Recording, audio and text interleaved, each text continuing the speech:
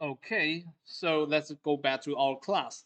So this time we're going to create a material. What is a material? A material is like a bulky oil pen, which can splash onto the shape surfaces and change their colors. So, to my best knowledge, I can figure out the oil pen is the best analogy example I can think of to represent for material in Unity. So later we're going to see, I'm going to apply some different colors onto this cube and maybe some more spheres, capsule, or some cylinders. So let me add several different shapes. All right, now I have four, right? So, and oh, I need a plan. So I have overall five little guys. I'm going to color each of them. The first thing is to make an oil pen in order to let me to color it. So what is an oil pen in Unity 3D? It's material. Let me create one for you. Right click in the resource manager and select create and choose material. It's over here. I'm going to make it a red material, so I give it a name red red, and then select the red material and see the inspector, the parameter inspector. You'll find a field called albedo over here.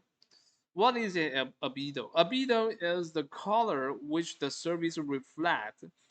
We know the sunlight has so many different components, and when it mixed together, it shows the white color because it has a full bandwidth of any of the frequency. But when the surfaces, when your light stroking on the surfaces and bounce back and shooting to your retina, shooting to your eye, the service will filter out unnecessary frequencies of some extra color lights. So it will keep only a narrow bandwidth of the light of the incident light and reflected light into your eyes. So the albedo is the remaining color after the incident of light. For example, if I choose a red color for this material and apply the material to this ball, ta-da! And now this ball will shown in red color. And this represents for when light is hitting the surface of this sphere and bounce back to my eyes, only the red color will bounce into my eyes. The rest of the color will be filtered out, will be absorbed by the material. So that is albedo. All right, so now let me create another color. Let me do it again. Now let me create how about green? A green material. And this time I will set the albedo of my green material to this color. And if I make the display icon larger, I can see the material is shown in a ball shape. And this is my green oil pen, aka my green material. I'm going to apply my green material to this capsule little guy. So of course you can put down the green color to this cube also, and the red for this cylinder too. If you don't like, you can change the assignment to any combination you want. And now let me do the third times to add a material. And this time I'm going to make a blue material. I'm just going to assign the albedo with a blue color. And I'm going to assign the blue color to the ground. Woo, that's it. Alright, so this is material. Okay, we already talked about this. So, what are the settings for material? Okay, let me have an explanation for you. The first thing is a shader. We all know that we are writing programs using our CPU, but do you know that we have another processing unit called GPU? All right, so CPU it represent for central processing unit and GPU represent for graphical processing unit. So if you don't know too much knowledge about this, it's okay because in your in your entrance level programming class, which should be taught by Professor Wang or Professor Han, you are using the Visual Studio to program your C# code in a black background and white text manner. So you remember that? At that time, the program you compile is running in CPU. But for computer graphics, we have a very powerful unit called GPU, which can calculate color in a very fast manner. So the program runs in GPU is called a shader. This is a special terminology. Okay, so you just remember that a program runs in GPU is called a shader, and its purpose is to calculate colors, right? So right now we have several different shader codes provided by Unity. See, if you open the drop-down list, you'll find so many different shaders over here, and the default shader is standard shader. Okay, this standard shader is very good for a standard for a normal color. But if you need some special effect, you are going to consider use other shader. So in the first three class, all you need is standard shader. You are not you don't need any other extra shaders in the basic fundamental class. All right, so that's it. And the second thing to know is rendering mode. You have four different rendering mode. If you open the drop-down list, you'll find there are four different modes over here. The opaque is able to paint some opaque color, and for the raster 3, the raster 3 is able to paint some transparent color, but with different settings. And in this class, in this lesson, we're not going to use transparent color. Maybe in the future, I will show you how to use these three different transparent modes. And next is the albedo. We already talked about what albedo is, so we're going to skip it right now. And the next is metallic. By the way, just under the metallic slider, there is a smoothness slider. So what are these two settings? Okay, let me show you.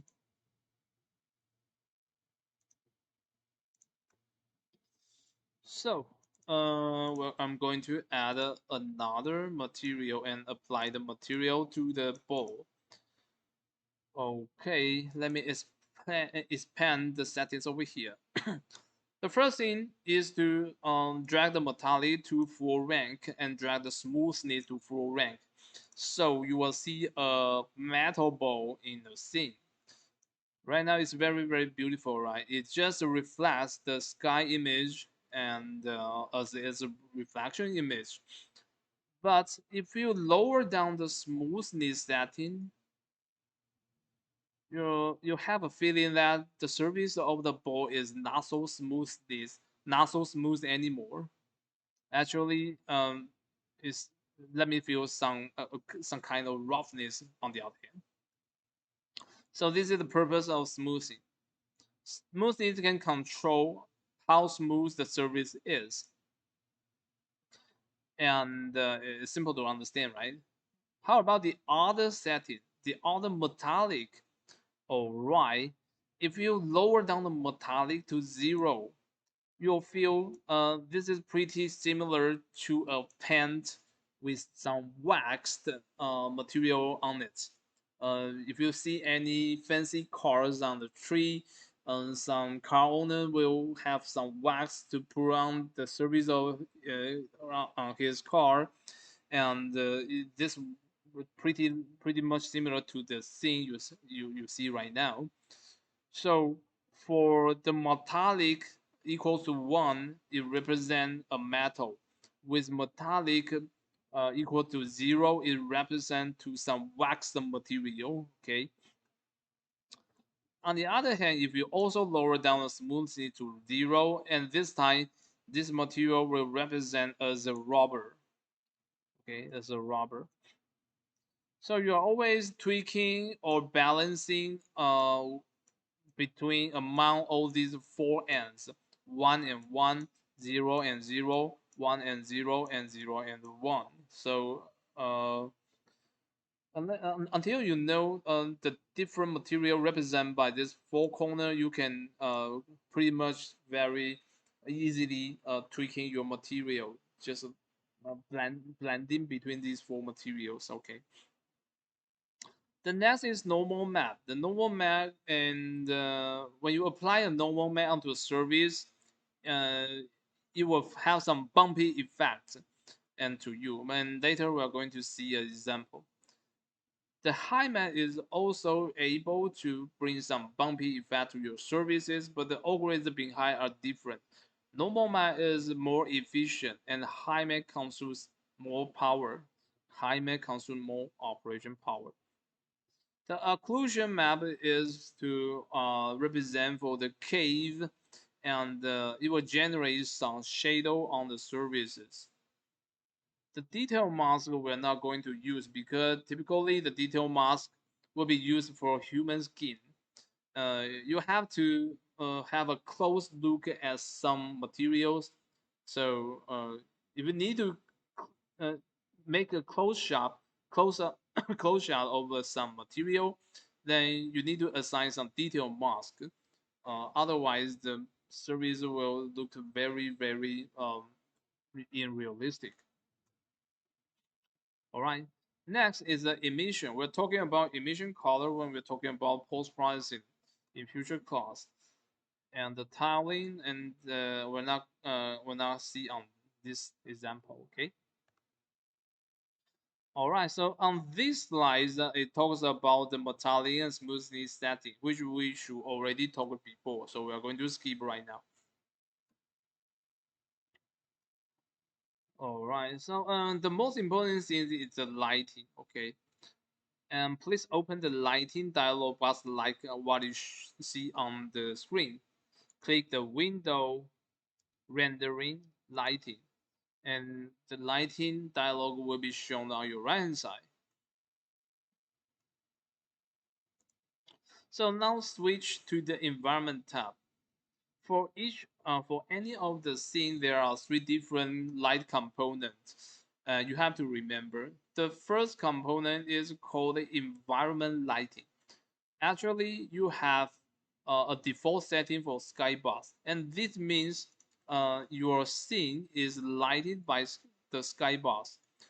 Let me have an example for you. If I add a sphere in the scene, and you can see that the color is a little bit bluish on the surface of the ball of the sphere. The reason why there is a little bit of blue color is because Unity will project the sky color onto the surface of all the game object in the scene. All, I mean all. So by default, the environment lighting will copy the skybox and project onto your sphere. On the other hand, if you set the source to color, then everything in this scene will be colored by the ambient color. If you set the ambient color to red, then this will be the darkest color in your scene. Okay, so this is ambient color. So you have skybox lighting and you have ambient color lighting. You can choose either skybox or color. Then how about gradient? Gradient represent for the three layered sky color, but I personally seldom use this setting. So I just use skybox and color, and this is for your recommendation. Okay, the next one is environment reflection. Environment reflection set it over here by default is using the skybox. So when you are using the metallic material, it will just show the skybox you see. If you apply a constant skybox and assign it over here, the reflection will be copied from the assigned texture. Right now it's missing, so you don't see any reflection image on it. And the sun is the procedural sun, so the sun is generated by program. All right, that's it. The next is the grass material. So let's hold down over here and do some exercise. You can download the texture I provided in the folder and just apply each of the texture onto corresponding fields and see the effects.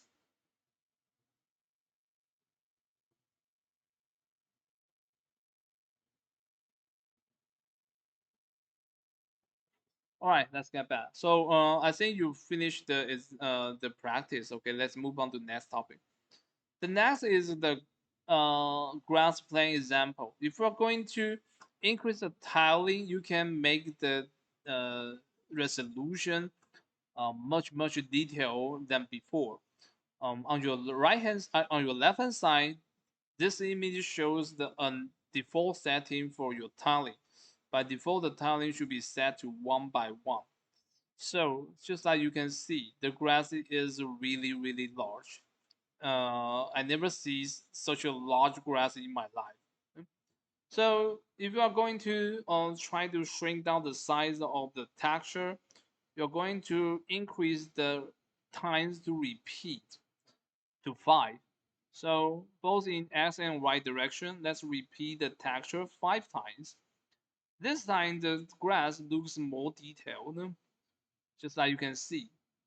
By simply compare the two settings, you can figure out what tiling does. Next. Okay, next is the scene view versus game view. So in our editor, if we play the game, if we press the play button, the game will be played at this moment, and we're going to able to see what player sees in the game window. But unfortunately, if you modify any value when you are playing the game, those value will not be kept. Those value will be dropped when you go back to editor mode. So for me, I would like to set the editor color to a specific color like this. Select the edit, select the project setting. Oh, sorry.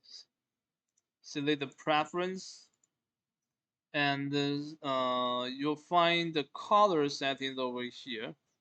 And there is a setting called play mode hint or play mode tint. Just choose some very different color than the default setting. For me, I like to choose sky blue as a play mode tint. So if I set the color tint to a different color and play the editor, just as you can see, the border changes color. And this is a very good notation for me in order to warn me that, oh, you are in the play mode. If I press the play button again, the tint will be gone. Okay, that's it. All right, so next is the camera setting. So by simply move the camera component, you'll be able main camera component, you'll be able to shot the scene in different angle. If you want to make a close-up scene, you can drag the camera and make it close to the game object. But Mr. Fu, how about if I want to examine the ball in a slanted angle? Should I move it and make it up and rotate it and rotate? Oh no, the horizon is tilt. Sorry, the horizon is tilt. So typically, I will not use the handle to drag camera. I'll never do that. On the other hand, I will use a hotkey shown over here. The hotkey is Control Shift and F. By clicking this hotkey, you can bring any of the GAN object to your current position. Let me make an example for you. Select main camera and have a nice arranged view angle. Okay, that's it. And select main camera, press Ctrl Shift F. And then the camera will be moved to your position. Okay, let me make another cube in order to have a nice reference. Okay, right now. So this time I would like to shot my screen from this angle. All right, have some movement and make some refinement, and finally, this is it. Select main camera, Control Shift F. So this will bring the camera to your current position, and everything will be the same, just like you see before. So the hotkey is very important. Control Shift F. Okay, so what is a field of view over camera? Just like you can see, for a camera, let me select my camera and enable the gizmos. The gizmos over here. I can see a shape pretty similar to a pyramid, right? And the shape is pretty similar to the sketch over here. We call this pyramid shape a frostum. A frostum. So the frostum means uh, the shape from your camera, and only within the shape of frostum will the GAN object be rendered. So if a object is located inside the frostum, then it is guaranteed the object will be rendered in the output image. Otherwise, if the GAN object is outside of the frostum, then the object will not be rendered. So field of view is very important, and by the way, it will affect the angle you see, the perspective angle you see in the image, just like this. If you enlarge the field of view, you will see more portion of the scene, but that means more deformation will be made from your camera. If you lower down the field of angle, you'll see less part of the scene until you can't see anything in the view. So if you see the editor and try to enlarge and shrink the field of view, you will see the deformation of your frostum. By default, the field of view is 60, but I personally don't think this is beautiful enough for every game. So probably you're going to tweak a little bit smaller or enlarge it a little bit larger. It depends on your personal aesthetics. Okay, that is FOV. So this is a sample code, so we're going to skip this one. All right now, so next we're talking about how to save and load the scene. So simply by press Ctrl Shift and S, you can save the scene. And later, if you're going to load the scene again, you can double click the scene in the resource manager, and the scene will be loaded to memory. Let me have a demonstration for you. So if you like the scene, you can press Ctrl Shift and S, and this will start to save your current scene. I will recommend you save all your scenes in the scenes folder. And for example, this is level 1. Okay, so type level underscore 1 and click save. So you're going to save this scene. Then go back to your resource manager, dive into the scene. You will see level 1 over here, okay? And later, if you delete everything, and you feel, oh, that's not good. Um, mm, I'm not going to delete everything. I just want to load the back to the memory, and you can double click the level 1. And do you want to save? No, I don't save. Just load it. So you can see everything is loaded back to the memory. Okay, this is low and safe about the thing.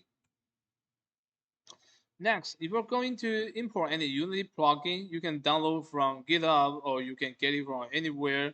And maybe you can uh, have one Unity package plugin from your friends. Whenever you get a Unity package file, I mean like this, and this is the main file name, and this is the file extension name. The extension will always be Unity package. If you get this type of file, you can drag it to the resource manager, and you'll see a file list like this, and just click the import to import everything. This is Unity plugin. But officially, you'll not get any Unity package file. The only thing you'll get is a Unity Asset Store license. So you can browse so many plugins on Unity Asset Store, and if you wish to have it, some of them are free. And if you find any interesting free plugin, and you can download for free. And when you download to your C drive, you can import to your project. So let's now try to download a Unity asset from Unity Asset Store. Okay, maybe we'll do some exercise later. Okay. The last one is Package Manager. Starting from Unity 2018.1, Unity put most of their official plugin to a new service called Package Manager. So this allows the user to manage their asset in a more compact way.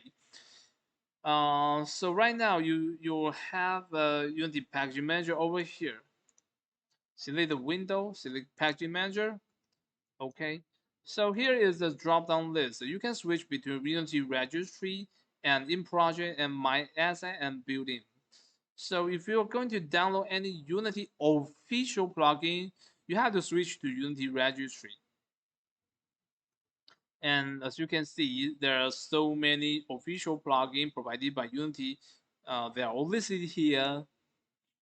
And for those you purchase or download from Asset Store, either paid or free, you can find them in My Assets.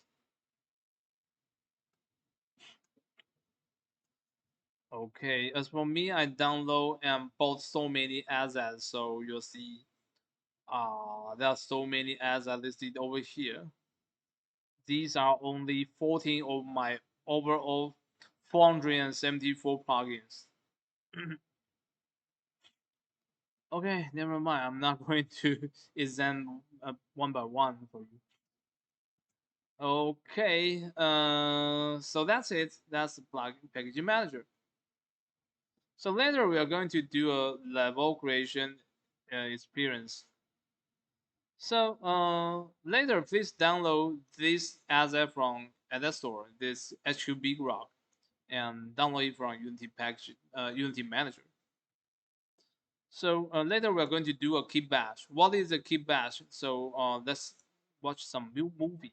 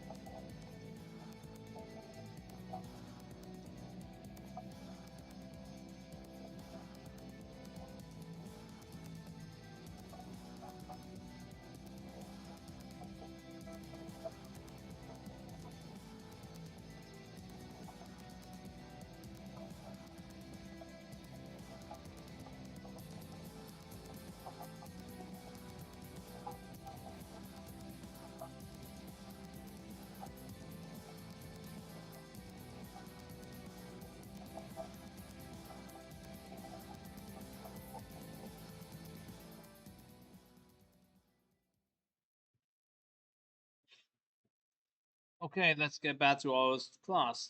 So, just like you see in the video, the artist is doing a special treatment, which is called kibash in the movie, in the video. And kibash is originated from the filming industry. So probably you will see some explosions seen in some film. So if you explode a real scene that will cost us so much money, for example, you are going to explode a car, and are you going to buy a real Toyota or buy a new BMW for explosion? I think you'll never do that because it's very expensive, right?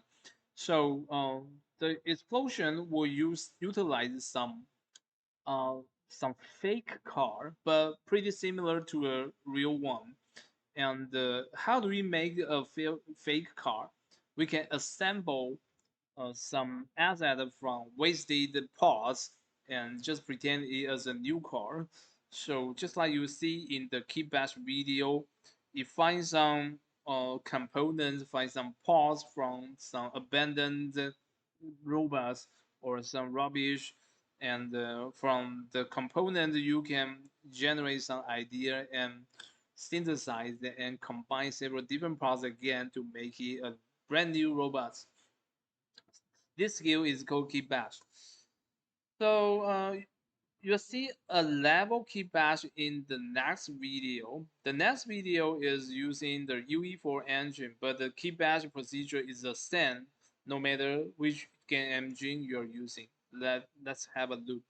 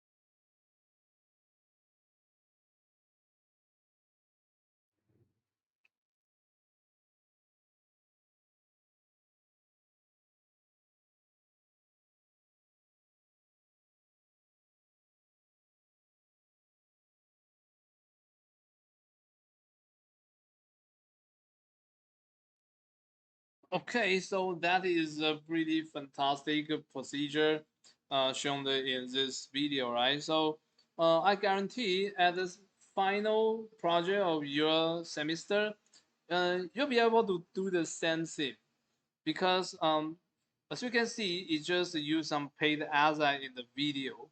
So if you get the asset, you can do the same thing, just like he did in the video. But I will encourage you to make all the asset by yourself.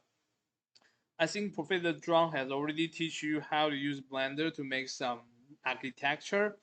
So you are encouraged to make everything by yourself.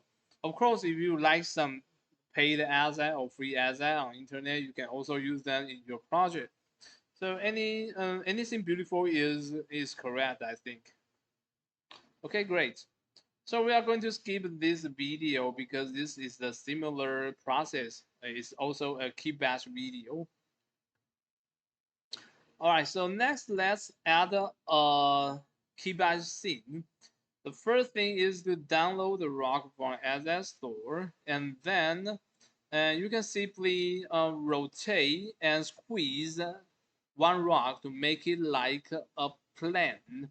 So by simply set the scale and rotation of your downloaded rock, you can make a slab like this. Actually, it is very large, so I will take it as a ground, a rocky ground. And if you combine, if you duplicate to have two of these kind of rocks, you can combine them together, simply put them pretty uh, in an approaching position, but you have to rotate the second one in order to eliminate the repetitiveness. And if you copy four instances of this rock and make it each of them in different position, different rotation, and different scale, and no one will know these four rocks are the same. Only you knows that. So this is the secret behind it. We can use the key batch method to use only one rock to represent for a large ground. And since the ground is able to use key batch, and we can make a arch again by using only one rock. So look at this. And if we duplicate the rock for 5 times, but rotate them in different angle, and squeeze some of them and stretch some of them and put it together, you are able to make a rock arch like this. It's pretty fancy, right? So later you're going to make a rock arch by yourself by only one rock. Listen, one rock only. You never use the second rock, okay? You just use one rock. And for some caveat for you, so actually won't be any arch in a real time in a real life like this. This is not stable, but this is a fancy game, so why not? So anything beautiful is correct, just like I said before. So you can make your arch by simply rotate a little angle piece by piece, and you'll be able to form the formation you see. Okay, so after that, you're going to change the sky material. You can download some beautiful sky material on HDRI Heaven. And when you're done, you can import to Unity and switch the sky you see just in the scene. And after that, you can tweak the color of your sky box. And for for this example, I'm going to show it like a sunset scene. So I make it a little bit orange color. And if you need some mountain, you can download some mountain model from Asset Store and put it far away from your coursing. So this will surround your scene, and the mountain will give a good looking as a fall scenery. Okay, so the last thing is to import a character plugin. So in this exercise, I will recommend to use Inverter. So this is a free plugin you can have. In my opinion, this is the best free third-person plugin in internet. It's free and really good. So I recommend you download this plugin and put these two prefabs into the scene.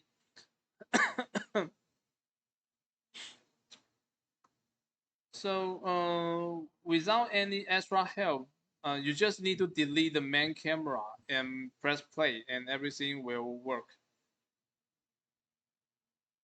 So when you have a character in USC, try to navigate throughout the scene, especially try to pass the arch to see whether it can be blocked by the pillars and blocked by the rock and sustained by the plane, like that. Okay, about the post processing, we're going to show you next time. Okay, so this is the final result. Pretty cool. So about the Git repository, I will give it as a homework to you. So when you go back to your home, please browse this internet video and learn how to use GitHub. Okay, and that's it. Okay, that's the class today. I hope you enjoy it and see you next week.